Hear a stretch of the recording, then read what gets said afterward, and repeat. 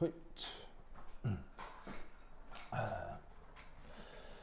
자, 우선 1 이게 그 이제 어떤 변화가 있을 수 있죠. 그거의 자발성. 그러니까 자발성이라는 게 이 변화가 될 거냐 안 될 거냐 무슨 말이겠죠? 가능하냐 불가능하냐라는 게 이제 자발성이고, 그 다음에 속도, 이거는 변화가 이루어지는 데 있어서 얘가 빠르냐 느리냐예요. 무슨 말인지 알겠어요? 안 되는 건 아예 안 되는 거고, 이게 빠르냐 느리냐는 변화의 자발성과 속도는 이게 원칙적으로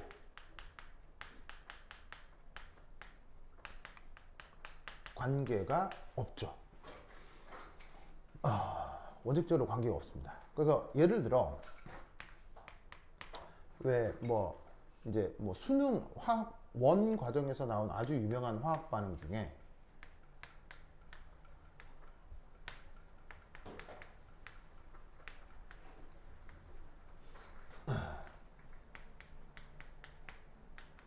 짜잔 짜잔 요런 화학 반응이 있잖아요. 보이시죠? 보이죠? 그러면 얘 같은 경우 이제 분석을 좀 해보면, 얘는 지금 보시다시피 당연히 발열 반응일까요? 흡열 반응일까요? 얘는 발열이에요, 흡열이에요? 얘는 발열입니다. 이 경우는 발열입니다. 보이시죠? 이 경우는 발열입니다. 묘하게도 이게 질소기체가 보시다시피 헬이 되는데도 불구하고 이 경우는 발열입니다. 아시겠죠? 발열이 되는 이유는 여기에 있는 질소, 수소 요 결합이 또 은근히 좀 셉니다. 좀 세요. 그래서 이 반응은 발열입니다. 그래서 굉장히 유명한 반응이고요. 그 다음에 이제 두 번째는, 얘는 발열은 발열인데 무질서도가 어떻죠? 무질서도가 증가할까요? 감소할까요? 감소합니다. 감소합니다. 보이시죠? 보이죠? 무질서도 감소합니다. 왜 감소하겠습니까? 모두 다 기체인데 입자 개수가 정반응이 되면 입자 개수가 줄어들죠.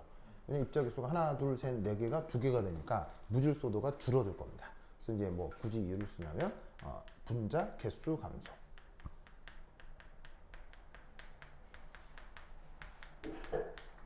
자, 그러면 이것이 세 번째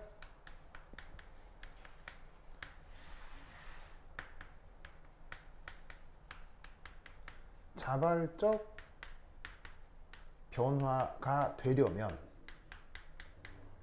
어떻게 돼야 되느냐? 바로 이 표현. 이게 언제나 저렇게 부등호 관계가 저렇게 돼야 자발적 변화가 되는 거죠. 맞습니까? 왜냐하면 엔탈피에서 T 델타 S 뺀 게 깁스 에너지 변화니까요. 아시겠죠? 그러면 이제 이때 여기서 얘를 이제 어떻게 표현할 수 있냐면 엔트로피를 나눠요. 엔트로피를 나누면 이건 어떻게 되냐면 이렇게 될 텐데, 이때 이 경우는 요 부호가 어떻게 되겠습니까? 요 부등호가 뒤집히는 거. 알겠죠? 이 경우는 부등호가 뒤집힙니다. 왜 부등호가 뒤집히느냐? 바로 봐. 어이, 어디 갔어? 아이고.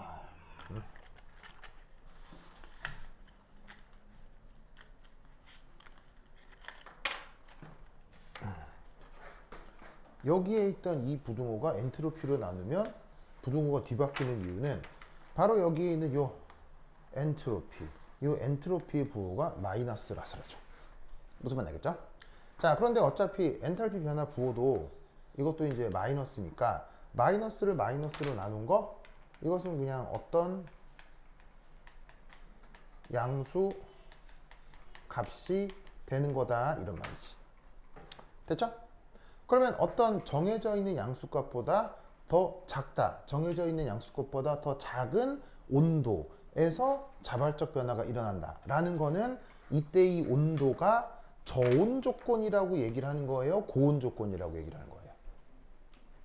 이런 부등호 조건에서 화학에서는 고온 조건에서 자발적이라고 하는 거예요? 저온 조건에서 자발적이라고 하는 거예요? 이럴 경우 저온 조건에서 반응이 자발적이다. 이런 얘기를 하는 거죠? 맞습니까? 네. 이럴 때 또 어떤 표현을 쓰기도 하냐면 바로 르 샤틀리의 원리를 얘기하기도 하죠. 지금이 발열이잖아요. 발열이면 르 샤틀리의 원리라고 생각을 하면 고온일 때 자발적인 거예요? 저온일 때 자발적인 거예요? 저온일 때죠. 왜냐하면 온도가 낮을수록 그 열을 방출하기가 편할 테니까. 아시겠죠? 그래서 이런 식으로 분석을 하는 게 보통이거든요. 분석을 하는 게 보통이거든요. 그러면 이 녀석은 잘 보시다시피 앞서서 얘기한 모든 온도 조건에서 자발적인 게 아니라 얘는 특정 온도 조건에서만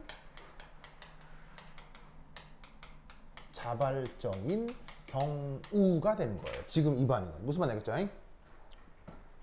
무슨 뜻인지 알겠습니까? 특정 온도 조건에서만 자발적인 거예요. 됐죠? 그래서 어떻게 되느냐? 특정 온도에서 자발적인 이 경우 놀라웠게도 자발성을 유지한다 하더라도 그래서 A, B, C, D 그래서 이 경우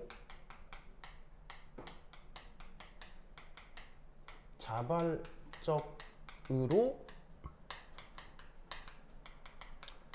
진행된다고 하더라도 이 변화는 기본적으로 아주 반응 속도가 느립니다. 굉장히 반응 속도가 기본적으로 느립니다.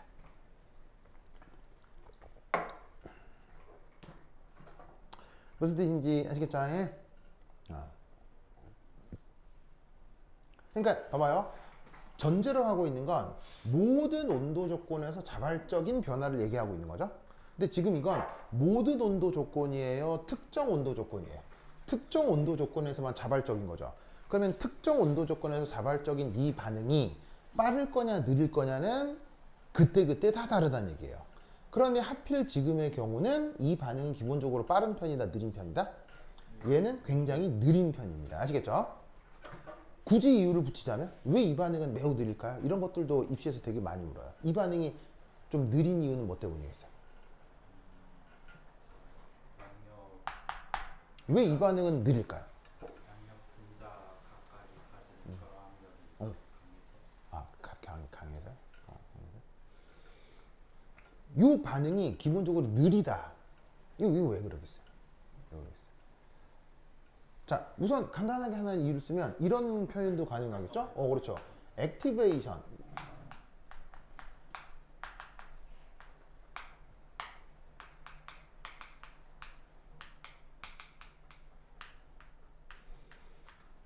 에너지. 우리말로 활성화 에너지라고 하는 거죠. 활성화 에너지가 매우 크다는 얘기인데, 활성화 에너지가 큰 것과 이 반응이 자발적이다, 비자발적이다는 여러분 기억날는가 모르겠는데 관계 있는 거예요, 무관해요? 활성화 에너지가 있다, 없다와 크다, 작다와 이 반응이 자발적이다, 비자발적이다는 관계 있는 거예요, 무관해요? 무관하죠? 무관하잖아요. 무관하잖아요. 변화의 자발성과 속도, 바로 활성화 에너지 얘기하는 건데 무관해요. 아무런 관계가 없어요. 어쨌거나 그 온도 조건을 만족시키고 어떤 양수로 정해지는 온도보다 저온 조건으로 유지시키고 그러면 이 반응은 자발적으로 진행되는 게 맞거든요. 근데 자발적으로 진행돼도 얘는 very slow, 매우 느려요. 그러니까 이 녀석이 자발적이냐 아니냐와 활성화 에너지가 크냐 작냐는 무관하다고요. 그러니까 다시 얼마나 빠르냐 느리냐를 언급하려고 할 때 활성화 에너지 얘기를 하는 건데 그 활성화 에너지가 지금 굉장히 크다. 왜냐고요? 왜일까요? 바로 반응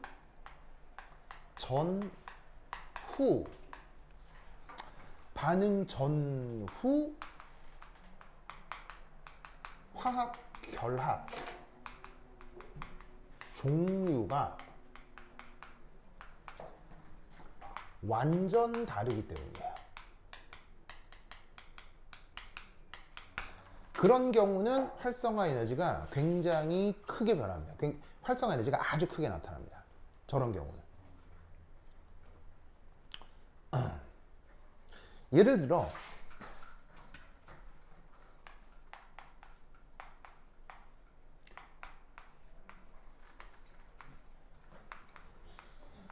뭐 이런 반응이 있다고 칩시다.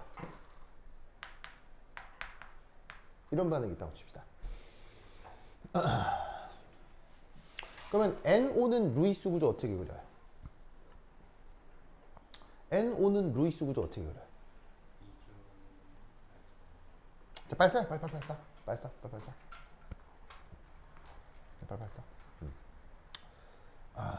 승호야 다 썼어요? 네? 승호 썼어요? 그래. 승호 졸리죠? 아 진짜. 그래요. 그것도 좋은 방법이에요. 아침에 축구를 했다고요? 얘랑 같이 했죠? 그래요? 보통 축구를 한다고 하면 어디서 하는 거예요? 학교 운동이 아침에요? 기숙사예요? 축구하고 나왔다고요? 알겠습니다. 그래요. 좋아요. 좋아요. 자, 썼죠? 자, 그러면 여기 NO, 이거 루이스 구조 한번 그려볼래요? NO. 자, 승호 NO 루이스 구조 그려봐요. 오, 잘했어요. NO도 그리고 NO2도 그리세요.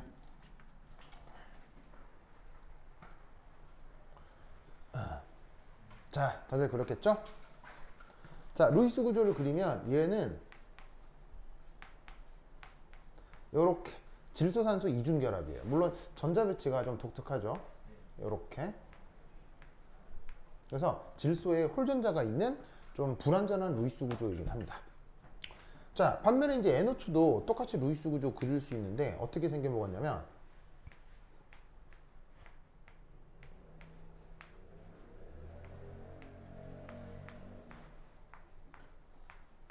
짜잔, 이렇게 생긴 게 NO2의 루이스 구조입니다. 보이시죠? 그러면 당연히 얘하고 얘는 같은 건 아니죠. 같은 건 아니지만 예를 들어서 이런 부분 혹은 이런 부분이 어때요? 무관해요? 뭔가 연관이 있어요. 뭔가 연관이 있죠. 그러면 어떤 일이 벌어지냐면 기존의 것을 완벽하게 허물지 않아도, 아시겠어요? 기존의 것을 완벽하게 허물지 않아도 이런 반응은 일부 진행을 할 수가 있단 말이에요. 무슨 뜻인지 아시겠죠? 그러면 그런 반응은 상대적으로 반응 속도가 좀 느리다 빠르다? 느리지 않다라고 볼 수도 있는 거예요. 무슨 말이겠어요? 그런데 여기 있는 이 화학 반응을 잘 보세요. 자, 뭐가 됐건 간에 질소는 누구하고만 결합해 있어요? 질소는 누구하고만 결합해 있어요? 질소끼리 결합하고 있죠. 수소는 누구하고만 결합하고 있어요? 수소하고만 결합하고 있죠. 무슨 말이겠죠? 그런데 얘는 어떻게 되냐면 질소가 누구랑 결합해요? 모든 질소가 수소하고 결합해 있죠. 모든 수소가 질소하고 결합해 있죠. 여기서 나타나는 결합의 상황과 여기서 나타나는 결합의 상황이 관련이 있어요? 완전 무관해져요? 완전 무관해지죠. 그럴 경우 반응 속도가 기본적으로 좀 많이 느려져요. 왜? 얘를 이렇게 바꾸려면 이놈도 어쨌건 다 잘라야 돼요. 여기 있어요? 이놈도 어쨌건 다 잘라야 돼요. 그럴 경우 반응 속도가 굉장히 느려질 수 있다고요. 무슨 뜻인지 아시겠습니까? 더더군다나 지금은 특정 온도 조건에서만 자발적이죠. 이게 모든 온도 조건에서 자발적인 게 아니라 특정 온도 조건에서만 자발적인데 이런 식으로다가 결합이 완전 뒤바뀌어 버리면 기본적으로 활성화 에너지가 아주 커서 느려진다 이런 말이죠. 무슨 뜻인지 아시겠죠? 그래서 어떤 반응의 자발성과 그래서 걔가 빨라질 거냐 느려질 거냐는 기본적으로 무관한 거예요. 관련이 없다고. 왜냐하면 생각해야 되는 요소가 아주 많은 거지. 무슨 말인지 알겠죠? 그런데 묘하게도 아주 묘하게도 모든 온도 조건에서 자발적인 그 중에서도 산화환원 반응은 모든 온도 조건에서 자발적인 산화환원 반응은 기본적으로 빨라요. 그럼 이게 뭘 얘기하는 거냐면 원래는 변화의 자발성과 속도가 원칙적으로 무관하지만 이런 조건의 반응은 자발성과 반응 속도가 연관돼 있다는 얘기예요. 무슨 말인지 알겠어요? 근데 애석하게도 그 연관을 아직은 수학적으로 증명할 수가 없어요. 수학적으로는 증명할 수는 없고 요런 조건에서 보통 빠르다라는 정도의 경험밖에 없어요. 아시겠어요? 그래서 아직 이거를 연결해주는 수학적인 모델이 없기 때문에 이거 해내면 거의 노벨상이에요. 무슨 말인지 알겠어요? 근데 확실히 기본적으로 무관하지만 이런 경우 약하게 좀 연결되어 있는 것 같은 경험 데이터들이 많아서 그것에 대한 특징을 조금 말씀드리려 한다 이런 말이죠. 왜냐하면 이런 특징을 갖는 게 이거니까요. 무슨 뜻인지 아시겠죠? 예? 그죠? 자, 그러면 보자. 예, 예. 물도 똑같아요. 뭐라고요?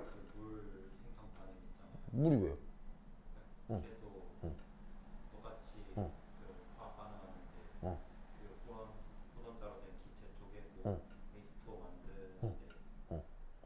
저 아모니아 만드는 반응이랑 똑같으니까. 기본적으로 그렇죠. 왜냐하면 H2O 만드는 반응도 이렇게 한 다음에 이렇게 해서 이렇게 되잖아요. 그럼 얘가 이제 기체인데 이러면 기체거나 액체거나 뭐 그렇잖아요. 그럼 사실 이것도 발열은 맞거든요. 발열은 맞는데 재밌는 건 어쨌건 얘도 무질소도는 증가하겠어요, 감소하겠어요? 무질도 감소하겠죠. 즉 여기서 분석하는 원리나 여기서 분석하는 원리가 완전히 동일해지죠. 그래서 H2하고 O2가 보시다시피 이렇게 H2O가 되는 과정도 반응 속도가 빠르다라고 할 수는 없으나 이제 묘하게도 얘기했더니 수소기체가 산소랑 연소 반응을 하면 이때는 또 이제 발열량이 좀 많이 커요. 발열량이 많이 커가지고 그것 때문에 또 약간 좀 더 자발적인 건 있어요. 자발적인 건 있는데 왜냐하면 이 발열량이 너무 크기 때문에 이 경우는 한 번 반응이 진행이 되면 또 한 번의 이 발열량이 활성화 에너지로 쓰이면서 이놈은 또 얘에 비해서 반응 속도가 느리다라고 할 수는 없거든요. 이게 왜냐면 얘는 수소기체 모아놓고 산소 돈 다음에 불 한번 번쩍은 뻥 터져요 그냥. 이건데 왜냐면 이게 또 산소가 관여해서 그런 거예요. 산소가 관여해서 발열량이 크기 때문에. 근데 이제 이거는 산소가 관여하는 건 아니죠. 발열은 발열인데 발열량이 심각하게 크진 않은 거예요. 심각하게 크진 않으니까 이런 묘한 일들이 벌어지는 거죠. 그러니까 이게 변화의 자발성과 속도를 연결하는 이론이 굉장히 개별적인 거예요. 반응식마다 그 반응의 특징에 따라 개별적이라 그걸 완전히 설명하는 이론을 만들기는 좀 어렵긴 하죠. 그래서 이런 거 같은 경우는 사실은 이거와 비슷한데 얘보다는 훨씬 반응 속도가 빠른 이유는 산소가 관여해서 발열량이 크고 그 발열량이 다시 이 반응의 활성화 에너지로 활용될 수 있기 때문에 얘는 한 번 시작되면 반응이 굉장히 폭발적으로 일어날 수 있어요. 그래서 수소기체에다가 산소기체 놓고 불 땡기면 폭탄이 그냥 뻥 터져요. 그냥 뻥 터진다고. 그래서 얘는 또 개별적인 상황이라고 볼 수 있겠습니다. 알겠죠? 자, 그러면 이때 여기서 지금 다시 요 반응으로 돌아가면 자, 그럼 여기 줄게요. 여기 준다. 지우자.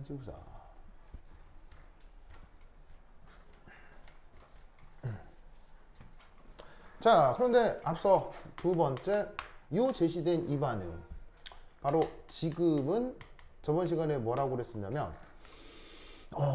엔탈피 변화도 짜잔 요렇게 발열이고 그런데 이때의 무질소도 변화도 짜잔 보이시죠? 이렇게 양수고 보이시죠?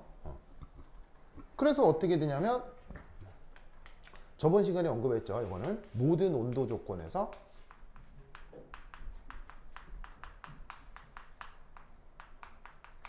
자발적이라고. 기억나죠? 네. 기억나죠? 그래서 이제 이거에 대한 얘기를 이제 살짝 좀 해보려고 하는데,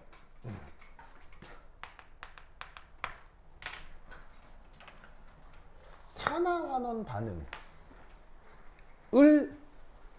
규정할 수 있는 가장 객관적 증거는 뭐예요? 바로 산화수가 되겠죠? 그러면 제시되어 있는 이 반응에서 산화수가 변하는 걸 확인할 수 있어요? 오호. 자, 그러면 뭐냐면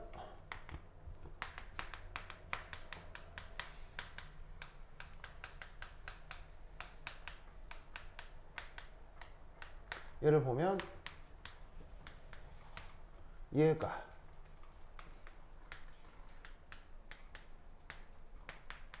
짜잔 이렇게 되면 자 뭐가 됐건 호돈소면 산화수를 뭐로 규정하죠? 호돈소는 0 호돈소는 0 자 그런데 딱 봐도 이런 식의 이온결합 물질이 됐죠. 그러면 소듐 같은 이런 금속 원소는 화합물 속에서 산화수가 언제나 1 플러스. 자 그리고 여기에 있는 질소는 N3 마이너스잖아요. 그럼 질소 원자 하나당은 평균 뭐 마이너스 3분의 1이다. 뭐 이렇게 생각해도 되겠죠. 그러면 이때 저기에 있는 소듐 같은 경우는 잘 봐요. 산화수가 증가했어요, 감소했어요? 산화수가 감소하는 걸 산화환원? 환원이라고 하죠. 그 다음에 여기에 있는 이 질소. 자, 요 질소의 산화수는 마이너스 3분의 1에서 0이 됐죠. 마이너스 3분의 1에서 0이 되는 요거 산화수 증가했어요, 산화수 감소했어요? 산화수 증가했죠? 산화수 증가했으니까 산화예요, 환원이에요? 산화. 그래서 오, 이거 산화환원 반응 맞네. 그럼 보시다시피 모든 온도 조건에서 자발적인 산화환원 반응 됐죠? 됐죠? 그러면 이때 모든 온도 조건에서 일어나는 산화환원 반응이 very fast한 이유를 어떻게 설명했었죠? 오, 바로 봐. 자유전자. 자, 산화환원 반응에서는 자유전자의 이동이 일어나죠. 산화환원 반응은 반쪽 반응식으로 쓸 수 있죠. 예를 들면 지금은 요거 환원 반응만 생각을 하면 뭐 예를 들어서 소듐 플러스가 전자 하나 만나서 소듐 영가가 되는 거. 이런 것들이 대표적인 산화환원 반응의 반쪽 반응식이잖아요. 지금 언급하려고 하는 자유전자가 누구냐면 이런 거예요. 요 산화환원 반응식에 더하기 전자 해주는 거 있잖아요. 이런 게 다 자유전자거든요. 이때 재밌는 건 자유전자의 속력은 얼마라고 가정한다고 했죠? 속력은 광속이다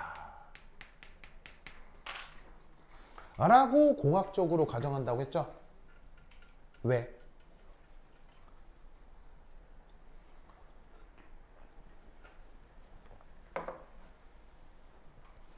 자, 무슨 말이냐? 예를 들면 콘센트 같은 걸 이런 저기 돼지 콧구멍에 이렇게 쿡 꽂으면 거기서 전기 에너지가 줄줄 나오잖아요. 그 전기 에너지가 줄줄 나오는 속력이 광속이라고요. 광속 무슨 말이에요? 광속. 물론 엄밀한 의미로 광속은 있어요? 광속은 없어요? 없어요. 약간의 데이터 차이가 있어요. 약간 광속보다는 약간 느려요. 왜냐면 광속에 도달할 수가 없기 때문에 광속보다는 약간 느려요. 그래서 이제 이런 건 되게 그 기밀에 해당하는 얘기인데, 예를 들면은 인간이 가지고 있는 데이터 중에서, 인간이 보유한 데이터 중에서 가장 민감한 데이터가 뭐겠어요? 인간이 가진 소유한 데이터 중에서 가장 민감한 데이터. 아니, 그러니까 이게 생물학적 데이터 말고요. 이게 사회 경제학적 데이터. 정답. 바로 금융 데이터예요. 예를 들면 채무 자료요. 여기서 채무 자료는 예를 들면은 음료수 하나 사 먹으려고 그냥 승우가 지원이한테 1,000원 빌렸다. 이런 거 말고요. 요런 정도 말고요. 국가 간 금융거래 있잖아요. 국가 간 금융거래는 그 금융 데이터 그 돈이 커요, 작아요? 어마어마하면 수십 조씩 거래하잖아요. 수십 조, 수백 조씩 거래하잖아요. 만약 그 전산 자료가 누군가에 의해서 전 세계적으로 싹 삭제되면 어떤 일이 벌어지겠어요? 난리 나겠죠. 그래서 9.11 테러의 그 9.11 테러의 대상이 쌍둥이 건물이었던 거예요. 9.11 테러 알죠? 그 오사마 빈라덴이 그 폭격했던데, 그게 뭐냐면 미국 금융센터잖아요. 금융센터에 있는 서버를 공격한 거예요. 무슨 말인지 알겠어요? 그럼 금융센터에 있는 서버를 왜 하필 뉴욕에 있는 왜 하필 그 건물이냐? 거기에 금융 서버가 있기 때문에 전 세계 금융 서버가 있어요 거기에. 그럼 그게 없어지면 굉장히 혼란스러워지겠죠. 물론 그게 성공하진 않아요. 왜? 이미 그런 금융 서버를 똑같이 3개, 4개를 동시에 운영하거든요. 왜냐면 하나 망가져도 백업 데이터를 나중에 보관해야 되잖아요. 보관해 놓겠죠 당연히. 그래서 미국 내 그런 전 세계 금융 데이터가 이게 곳곳에 있어요. 곳곳에. 그리고 당연히 그 모든 시설은 군사 보안 시설이겠죠. 무슨 말인지 알겠어요? 그래서 어떻게 되냐면 그 금융 시설이 망가지면 이 전 세계의 이 금융 질서가 흔들리기 때문에 전 세계적으로 어마어마한 혼란을 일으킬 수 있거든요. 그래서 어떻게 되느냐? 그런 금융 보안 시설에서 가장 중요하게 생각하는 게 뭐게요? 바로 정전이에요. 정전이에요. 정전되면 서버가 다운될 거 아니에요. 서버 다운된 다음에 다시 전원을 복구시켜도 그리고 여러분 슈퍼컴퓨터 같은 경우는요 이거 전원 다시 복구하는 것도 몇 달 걸리는 거 아세요? 슈퍼컴퓨터 같은 거는요 그러니까 우리 보통 컴퓨터는 한번 껐다 켰다 이게 되잖아요. 근데 슈퍼컴퓨터 이런 건 껐다 켰다 이런 거 안 돼요. 슈퍼컴퓨터 껐다가 다시 키는데 몇 달 걸려요 진짜로. 이게 그냥 우리가 평소에 사는 그런 컴퓨터가 아니야. 근데 놀라운 건 그런 서버급 컴퓨터는 한 번 다운되잖아요. 한 번 다운되면 무슨 일이 벌어진다? 안에 데이터에 오류가 생겨요. 0.0001인데 1.0001 이렇게 바뀌는 거예요. 무슨 말인지 알겠어요? 그러면 원래 저하고 요거하고 우리 채무 자료가 1000조였는데 공 하나 없어지는 거예요. 이렇게. 그럼 난리 나는 거예요. 그래서 그런 금융 데이터가 저장되어 있는 서버는 뭐가 가장 예민한 문제냐면 그거 정전. 그래서 어떻게 되느냐? 당연히 그 서버에는 발전소로부터 직접 배선이 직접 돼요. 따로 돼요. 발전소가 있어요. 발전소에서부터 발전 설비가 바로 연결이 돼요. 근데 천에 하나 만에 하나 발전소 사고가 있을 수도 있죠. 뭐 발전소에서 뭐 폭발이 일었다거나 뭐 쓰나미가 불었다거나 그럴 수 있잖아요. 그러면 바로 그 서버 옆에는 또 뭐가 있다? 보조 발전기가 있어요. 보조 발전기.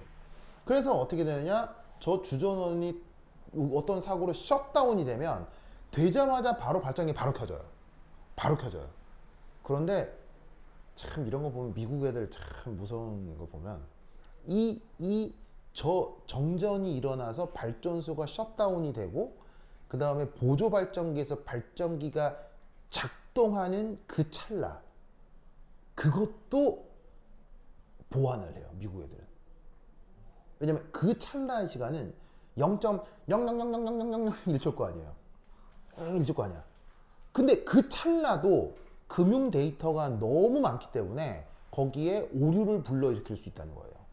그래서 주 전원이 셧다운이 되고 보조 전원이 들어오는 그 찰나의 전원을 공급해 주는 데가 있어요.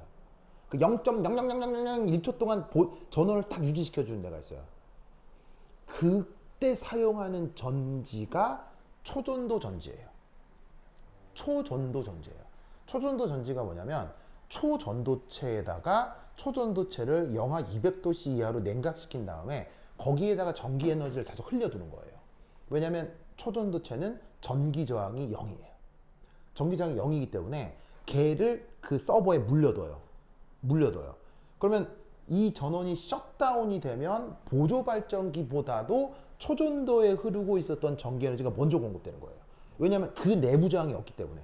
그러면 그 초전도에 있는 전기 에너지가 메인 서버에 탁 제공이 되면 그때 보조 발전기가 커지면서 전원이 그 다음 들어오는 거예요. 그래서 그 찰나도 메꿔줘요. 미국 애들은 무서운 애들입니다. 미국 애들이 돈이 많아가지고 별의별 짓 다 해요. 이런 얘기는 처음 듣죠? 그래서 그쪽 일을 하는 학자들도 굉장히 많다. 무슨 말 알겠죠? 그렇죠? 그래서 어쨌건 전류라고 하는 건 그 속력이 무지 빠르다. 그 무지 빠름을 연구하는 학자들도 있다. 무슨 말 알겠어요? 그러면 왜 전류의 속력은 무지 빠르다. 거의 무한대에 가깝다라고 할까요? 이건 이제 화학과 교수가 물었어요. 화학과 교수가 여기서 전기 에너지 나오잖아요. 전기 에너지 속력이 얼마나 될까요? 그러면 네, 광석입니다. 왜 광석이라고 생각해요? 라고 물으면 뭐라고 답할 거냐고요.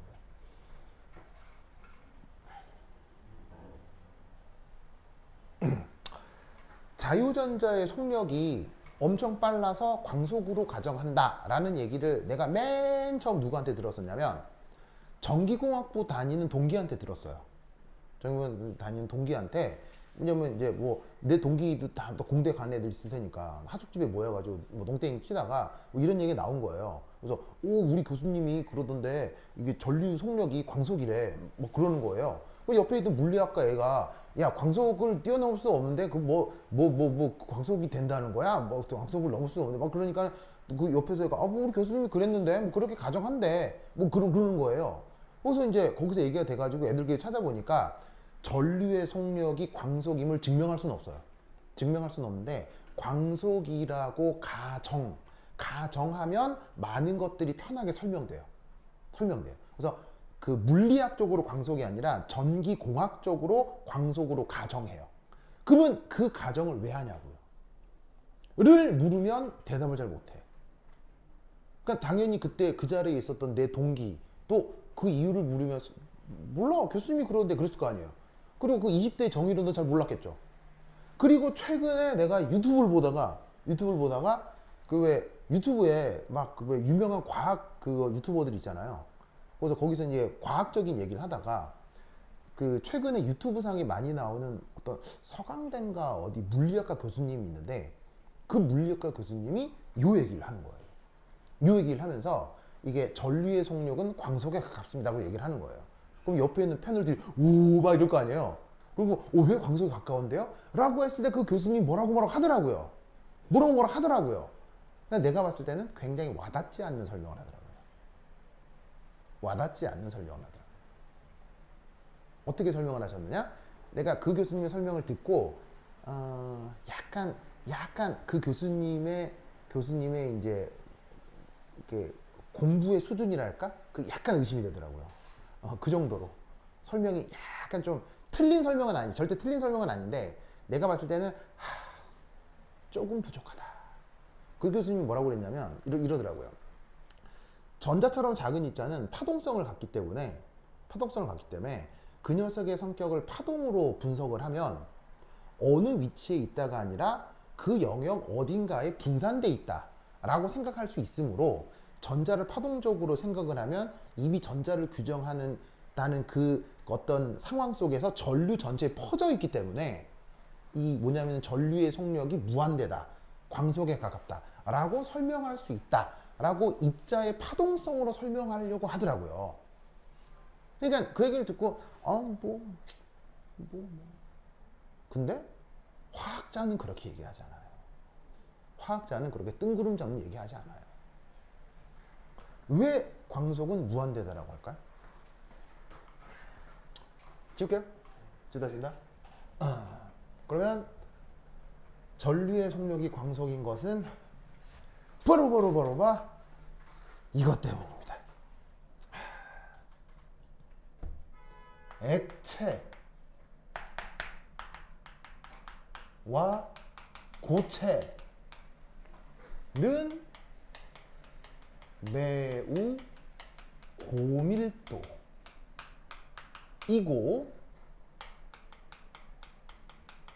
정전기적 상호작용력은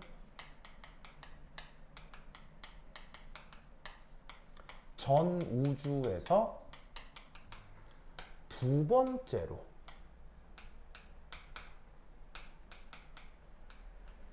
강력한 상호작용이기 때문입니다.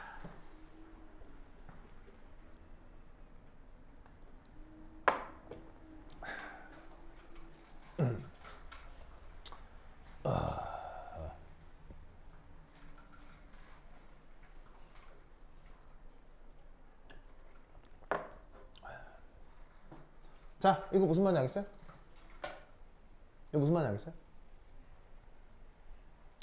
전류의 속력이 얼마나 빠르냐 느리냐에 대한 설명을 양자역학적으로 할 수 있죠.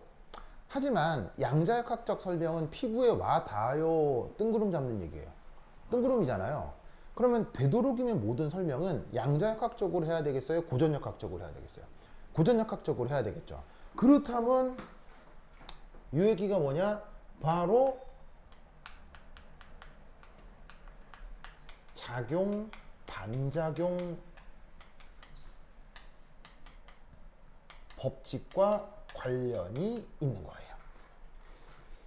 자, 무슨 말이냐? 여러분 혹시 요런 놀이, 요런 거 알아요? 요런 거? 요런 거?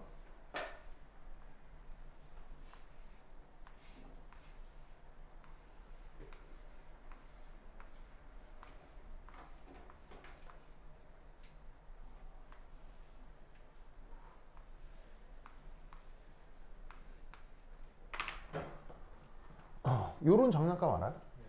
자, 이런 장난감 요 추의 질량이 다 똑같고 하면 위에서 딱 떨어뜨리면 딱 맞으면서 요 중간에 있는 애들은 움직여요, 안 움직여요? 안 움직이고 딱 맞으면 얘가 탕 튀겨나가죠? 맞습니까? 그런 다음에 다시 돌아오면 중간에 있는 애들은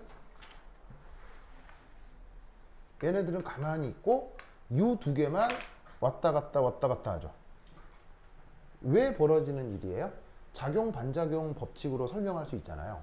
그럼 여러분, 작용과 반작용은 시간 지연 있어요? 시간 지연 없어요? 작용과 반작용은 시간 지연이 없죠. 왜? 물질들이 직접 컨택해 있기 때문이에요. 무슨 말이겠어요? 물질들이 직접 컨택해 있는 상황에서는 작용과 반작용은 그 사이에 걸리는 시간이 없죠. 무슨 말이겠어요? 그럼 이게 무슨 말이냐? 자, 짜자자잔. 도선이라고 합시다. 도선. 자, 도선에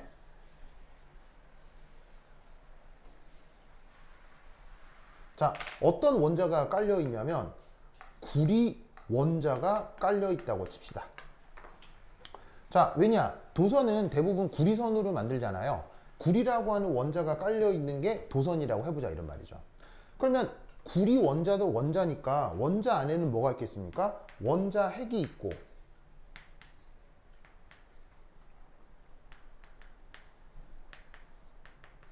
그 다음에 뭐가 있습니까? 전자가 있죠? 맞아요? 그러면 이 도선을 어디에 연결하는 게 전기 에너지를 활용하는 겁니까? 외부의 플러스극, 외부의 마이너스극. 맞죠? 그럼 여기서 전류는 어디서 어디로 이동해요? 플러스에서 마이너스로 전류가 이동한다고 하잖아요. 그런데 전자는 어디서 어디로 이동해요? 마이너스에서 플러스로 이동하죠. 그러면 외부 마이너스 극의 역할은 뭐예요? 바로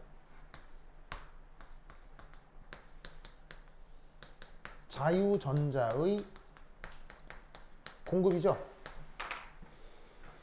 맞습니까? 그러면 어떤 일이 벌어지냐면 이 전자가 어떻게 된다? 이압 옵니다. 그러면 외부 전자가 강제적으로 접근을 하면 전자하고 전자는 무슨 일이 나타나죠? 청력이 나타나죠. 그럼 얘가 가만히 있겠어요? 어떻게? 가만히 있겠어요? 어떻게 되겠어요? 그 다음으로 이동합니다. 그럼 얘하고 얘가 또 청력이 생기겠죠? 그 다음으로 갑니다. 얘하고 얘가 청력이 생기겠죠? 그 다음으로 갑니다. 그 다음 얘는 어디로 가겠어요? 플러스극으로 날아가겠죠. 왜냐면 플러스극은 뭘 하기 때문에 자유전자를 뭐 시키니까? 흡수하니까. 무슨 말 알겠죠? 그러면 여러분 플러스가 됐건 마이너스가 됐건 전기적 입자 사이의 상호작용력은 큽니까 작습니까? 플러스 입자나 마이너스 입자 사이의 쿨롱 인력, 쿨롱 청력은 큽니까 작습니까? 엄청나게 강하죠. 가장 강한 힘은 뭐죠? 가장 강한 힘은 전 우주에 존재하는 가장 강한 상호작용은 핵력이죠. 핵 안에 양성자하고 중성자하고 이렇게 딱 붙들고 있는 이 힘이 전 우주에서 가장 강하죠. 두 번째로 강한 게 그게 바로 전자기력이라고 배웠잖아요. 그러니까 자유전자가 들어왔을 때 기존 전자와 전자 사이의 청력, 인력 이런 것들은 강력한 힘이다 약한 힘이다? 강력한 힘이란 얘기예요. 그러니까 하나가 딱 밀려 들어오면 작용 반작용처럼 얘가 그 도선 안에서 쪼르륵 벌어지는 거예요. 무슨 뜻인지 아시겠어요? 이때 또 하나의 조건이 있죠. 이 도선은 상태가 뭐다? 고체라는 거예요. 뭔 말인지 알겠어요? 도선, 기체 도선 그런 거 본 적 있어요? 기체 도선? 아니요. 기체 도선이 어디 있어? 무슨 말인지 알겠어요? 이 도선은 내 눈에 보이고 내가 만질 수 있으면 다 고체지. 그럼 고체인 게 왜 중요하겠어요? 고체인 게 또 왜 중요하겠어요? 고체인 게. 바로 따다다다닥 붙어 있어야 되니까요. 무슨 말인지 알겠습니까? 그러면 여러분 기본적인 전기기구는 전기 경기기구는 이렇게 전선을 연결해야 되잖아요. 전선은 고체예요, 기체예요, 액체예요? 전선이 고체잖아. 그러니까 전류가 빠른 속도로 이동하는 거예요. 무슨 뜻인지 아시겠죠? 알겠죠? 예. 그래서 어떻게 된다? 그래서 보시다시피 기본적으로 고전역학적으로 이렇게 전류가 빨리 이동함을 이렇게 설명을 할 수가 있다 이런 말이지. 뭔 뜻인지 아시겠죠? 알겠죠? 물론 아까 그 어떤 교수님께서 말씀드렸던 전류가 이동하는 속도가 빠르다를 뭐로 설명하기도 한다? 이 양자역학적으로 입자의 파동성으로 설명할 수 있다고도 했죠. 사실은 그것도 영 틀린 설명은 아니에요. 우리에게 있어서 너무 멀리 떨어져 있는 설명이어서 그렇지. 그 교수님 입장에서는 왜 그 생각을 먼저 했을 거냐면 이건 나의 추정인데 요즘 무선 충전도 가능하기 때문이에요. 무선 충전도 가능하죠? 무선 충전. 요즘 무선 충전 테크닉은 뭐예요? 무선 충전은 어떻게 하는 거예요? 무선 충전 어떻게 하는 거예요? 무선 충전 어떻게? 이 아이폰 왜 맥세이프 있잖아요. 맥세이프가 무슨 충전이잖아. 그거 어떻게 하는 거냐고. 물론 좀 거리가 멀어야 돼요, 가까워야 돼요. 가깝긴 해야 되지만 맥세이프가 일종의 무선 충전이잖아요. 그리고 뭐 꼭 뭐 아이폰만 되나? 뭐 갤럭시도 되잖아요. 그게 뭐냐고요, 그건. 그건 뭐냐면 혹시 여러분 물리 시간에 RLC 회로 뭐 이런 거 배웠죠? 그래서 공진 주파수 뭐 그런 거 배웠죠? 뭐 루트 LC분의 1인가? 뭐 그거 있잖아요. 뭐냐면 여기서 요런 데서 빛을 쏴요. 뭘 쏘냐면은 이 적외선 아니면은 라디오파 같은 걸 쏠 거예요.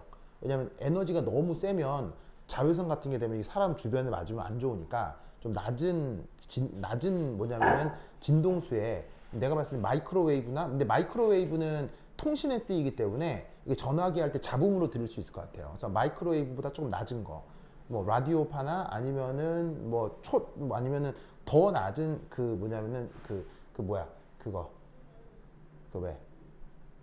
왜 박쥐가 찡 낸다는 거 뭐야 그거. 아 초음파 그 정도 영역대에 좀 낮은 주파수를 쓸 거예요. 그럼 얘가 빛에너지로 쏘면 그 안에서 얘가 가지고 있는 진동수가 있을 거 아니에요. 그 진동수에 맞게 휴대전화기 안에 코일과 자석이 들어가 있을 거예요. 그럼 그 주파수에 맞게 자석이 그 안에서 떨 거예요. 이렇게 떤다고. 어디서? 이 코일 안에서. 그럼 코일 안에서 자석이 그 주파수에 맞게 위아래 물리적으로 떠는 거예요. 그러면 코일 안에서 자석이 떠니까 이 안에서 뭐가 생기겠어요? 이 안에서 유도자기장이 생기겠죠? 유도자기장이 생기니까 유도 전류도 생길 거고 그걸로 휴대전화 안에 있는 배터리를 충전시키는 거예요. 무슨 말인지 알겠어요? 그러니까 그 말을 하려면 전자가 됐건 에너지가 됐건 파동이 됐건 이중성이 있고 그 이중성에 의해서 에너지가 교환할 수 있다라고 얘기를 해야 되니까 그 교수님 입장에서 그런 말씀을 하셨을 거라고요. 근데 이제 그거는 물리학에 대한 저변이 매우 넓어야 할 수 있는 얘기이기 때문에 일반 우리 같은 그리고 화학을 전공으로 하는 사람들한테는 그것보다는 이게 조금 더 적절한 설명이죠. 무슨 뜻인지 아시겠죠? 그래서 기본적으로 도선은 뭐 요즘 맥세이프도 있긴 하지만 기본적으로 도선은 무슨 도선? 고체 도선. 무슨 말인지 알겠죠? 그래서 기본적으로 산화환원 반응인데 그게 모든 온도 조건에서 자발적이다? 그러면 뎁다 빠르게 보통 잘 된다. 무슨 뜻인지 아시겠죠? 그 얘기를 저번 시간에 내가 이제 해주고 싶었는데 시간이 없어서 얘기를 못 했었던 거예요. 알겠죠? 이렇게 된다라는 걸 꼭 기억하시고 이 전류를 이렇게 화학적으로 표현할 수 있다는 것도 기억을 해두시기 바랍니다. 됐죠? 오케이. 됐다. 그러면 한 10분 쉬어가도록 하겠습니다. 화이실 그다수. 내가 지금 너무 화장실 가고 싶어. 그래서 끊었어.